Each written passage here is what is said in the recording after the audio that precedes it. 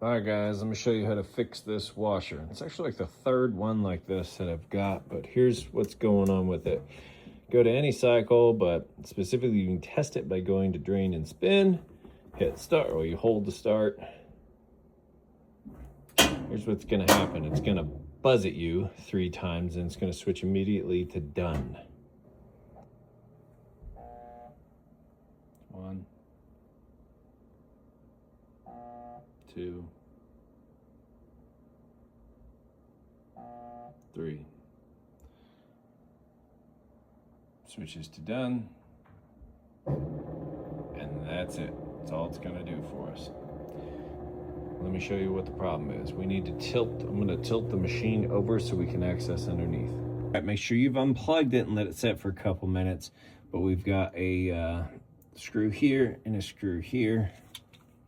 All right, so we used a 5/16 bit and we took the guard off here and it gives us access to everything underneath. Now you see, if you've noticed, I've replaced this because this was the actual issue. There's gonna be 1 or 2 issues when you get that motor hum.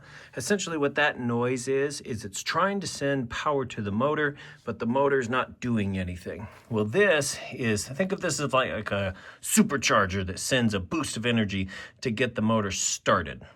Okay, that's what this is. And when these go bad, then it sends just a regular jolt of energy to the motor. It's not enough to get it started. That's where that hum comes from. So a lot of times what can happen, and what I thought the issue was, is because it's what I've seen the most of the time, is a loose wire. And what you'll find is inside this connector, one side of the wire will actually become brittle and just be hanging on by the plastic. I've seen it a bunch of times where it's burnt out, and if you kind of tug on a little bit, it'll pop right out. But that wasn't the case. In this case, this actual capacitor was bad, and it was one of these guys here. I have a couple of them. You can see the last time one of these did go bad on me, so it happens. But if you have a multimeter, you can test it. I'll show you what a good one measures out at. 50, that's kind of cheap, but it's got a 50, which is you're looking for that 50 UF, plus or minus about anywhere from 1 to 5%. So if it came in at like 48.9, that would be fine. Or if it came in at like 51.5, that would be fine. Just as long as it's real close to that 50, you're good to go on your multimeter here. If you have this little setting for capacitor, that's what you have to set it to. Now let me show you what happens here. All right, so here's the bad one. I'm gonna stick this on here, touching both metal points, and as you can see, nothing happens with our meter. All right, now I grabbed a different good one. Now let's touch both metal points. Oh, get in there on this side. Now watch the meter. Okay, 49.7, it's close enough. So it's good. So that's how you can tell that this is not working correctly. If you don't have a multimeter that tests this, well, good luck. I guess you just buy one of these and swap it out and cross your fingers. But these are a worthy investment. There's a link in the description if you want to pick one up. They're not that expensive. But aside from just the capacitor testing, there's so many other things that it's going to check for you. Even just a standard outlet in your house, you want to make sure it's working correctly. If your dryer's not getting power, or if the washer's not getting power, you can check it with the volt setting as well. So these are a very handy tool, and I'll put a link in the description. All right, guys, I needed to throw this out there real quick. So we know that we know the capacitor went bad that powers the motor, right? But we didn't figure out why that went bad. And sometimes they just go bad. But in this case, there's a reason it went bad. It's because the spin cycle, this rinse and spin, just went on for hours and hours and hours, powering that motor till it blew it out. The reason that happened, okay, so the reason that part went bad is because this part is bad. Now, whoop, not that one. Try again, that one. Okay, it's called the shift actuator. Now this is the one for this machine. We already saw it, it's black when we got underneath there. However, some of them also have this one that's like this brown red color. And you need to make sure, just tilt your machine back and see which one you need. But so here's what's happening. The machine knows the spin cycle's done once the machine reaches a certain RPM, and it measures that and says, okay, I've spun fast enough now, the water's extracted, we're done.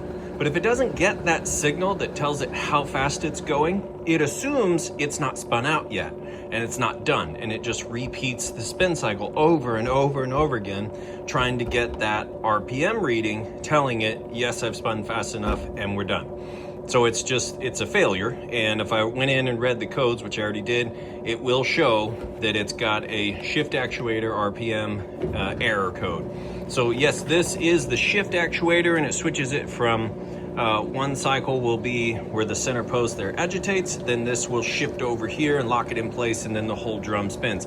But it also, with these little sensors right here, tells the machine how fast it's spinning. These sit up inside the transmission case, and it actually measures the drum as it spins by. So this part can still work and be shifting just fine, but sometimes this part here, those little sensors go bad or they get all dirty. Most of the time they just go bad though. And so that's what the problem is here. This is just gonna keep going forever and ever and ever until it burns out the motor or burns out that capacitor for the motor.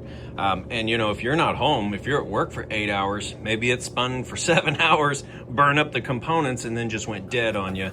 And then you have that issue where we started out where it just buzzes at you and switches over to done. And then you gotta call someone out like me, and for a $30 part, you know, pay $250, $300 for the repair. So sometimes one part can cause another part to go bad. This is how you would check that. So if you've got this issue and you're gonna do this repair yourself and you don't really know what you're doing, go ahead and order both parts, this one and then that capacitor. Both are gonna be linked in the description. If you don't need one or the other, then you can just send this one back. And how you would know is you'd swap the other one first, and then you would just run a regular cycle. And if it repeats that spin cycle, you know, 4 times and it's gone for 2 hours, go ahead and shut it down and swap this one out too. All right, that's my best advice. I'm not gonna get into going into the codes and all that. That's very technical, and I can do that. If you guys would like to see me do that, please drop that down in the comments and I'll make a video like that.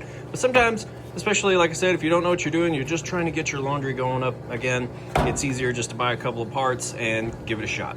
All right, thanks guys, appreciate it. You all have a great day. Please like and subscribe. That really helps the video and gets this out to more people so they can find this information for free and fix their laundry machines. Thanks again.